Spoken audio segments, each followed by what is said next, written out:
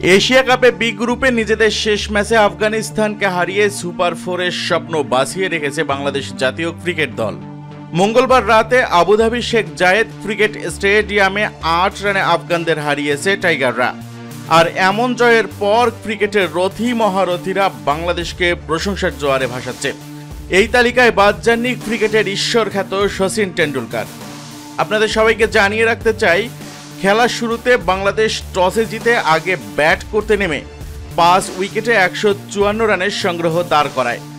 জবাব দিতে নেমে ২০ ওভারে সব কয়টি উইকেট হারিয়ে ১৪৬ রান তোলে আফগানিস্তান।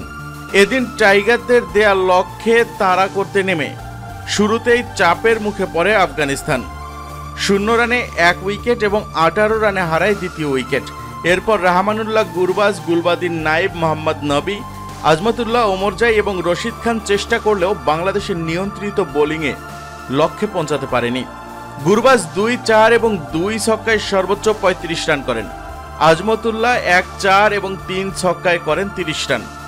রশিদ খান ২-৪ এবং ১ ছক্কায় করেন ২০ রান। এছাড়া গুলবাদিন নাইব ১৬ এবং মোহাম্মদ নবী করেন ১৫ রান। বল হাতে বাংলাদেশের মোস্তাফিজুর রহমান ৪ ওভারে ২৮ রান দিয়ে ৩টি উইকেট নেন। নাসুম আহমেদ ৪ ওভারে ১ মিডেন সহ মাত্র ১১ রান দিয়ে নেন ২টি উইকেট। রিশাদ হোসেন ৪ ওভারে ১৮ রানে নেন আরও ২টি উইকেট। তাসকিন আহমেদ ৪ ওভারে ৩৪ রান দিয়ে নেন ২টি উইকেট। আর বাংলাদেশের এমন পারফরমেন্সের পর বোলারদের প্রশংসা করলেও পিচকেই বেশি ক্রেডিট দিলেন টেন্ডুলকার। তবে তিনি নাজুম এবং মুস্তাফিজের ১৮ এবং ১৯তম ওভারের বেশি প্রশংসা করেন।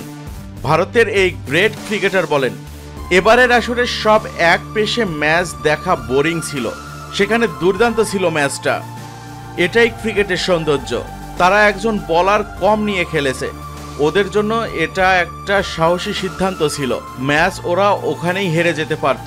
পার্ট টাইমাররা অনেক রান দিয়েছে, আমি শিওর ম্যাচ হারলে এটা ওদের বড় কারণ হতো।